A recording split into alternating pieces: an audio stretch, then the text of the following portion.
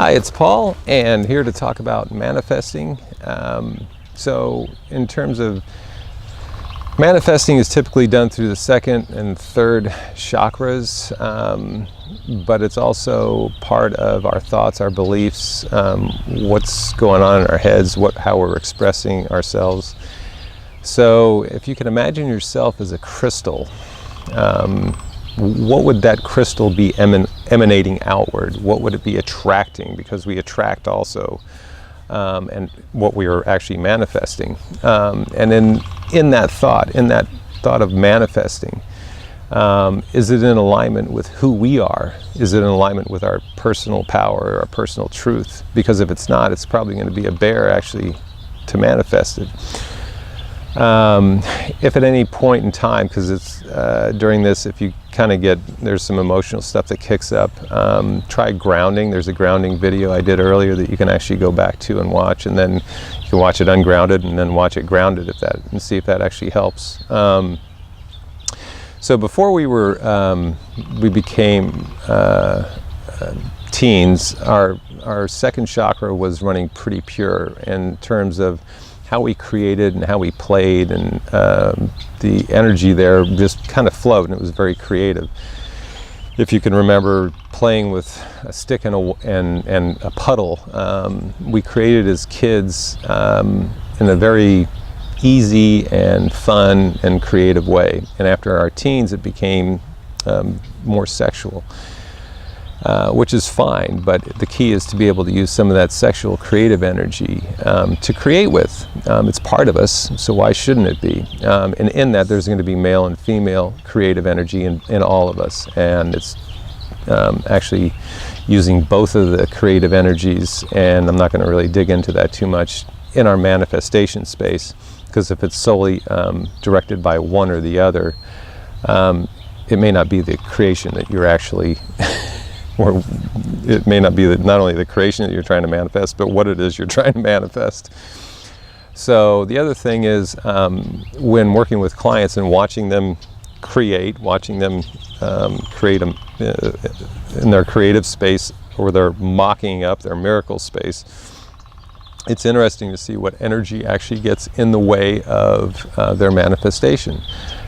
Sometimes it can be family energy, it can be spousal energy, it could be work energy, it could be government energy, it could be alien energy, all sorts of stuff gets in there. But one of the things that you can work on and look at is, in terms of what it is that you're trying to manifest, is it your truth? Is it you? As a society, we're taught that, if we buy this car, we'll feel this way. If we live in this area, this will allow us to have X and Y. And what that does is it invalidates, in some cases, who we really are. And if we're looking for an outside source to make us feel a certain way, then there's something inside of us that we need to actually work on probably first. Just an invitation.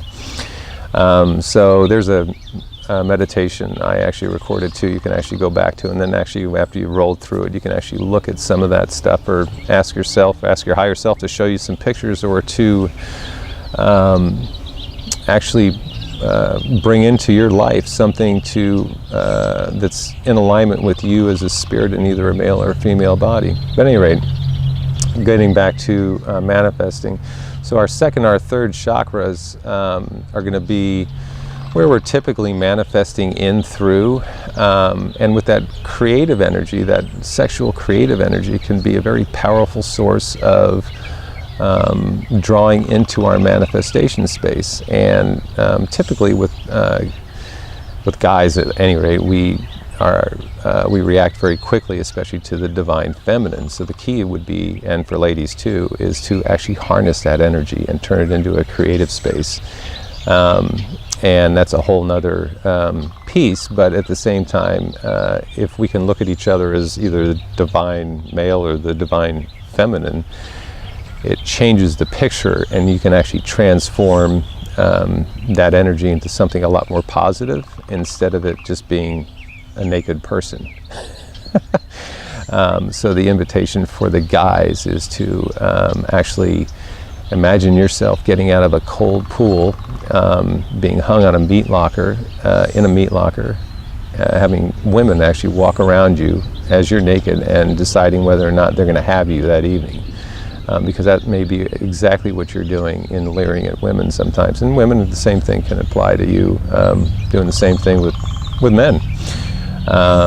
So the key would be, we're all going to have those urges. How do you use the energy? So use it in a creative stance. Draw it up into your upper chakras as part of the key, and then use it to create from. I'm here at Cornerstone in Sonoma, which is a really fabulous place to actually see what people have manifested. Some of the stuff is totally wild, but it actually can kick off those creative juices, so that you can actually look in different areas of your life. What is it that I'd like to change? What do I want to manifest? Is it actually me? Is it my idea, or is it something that a commercial told me I needed to buy, or something I needed to buy to feel better or feel fulfilled? So at any rate, food for thought.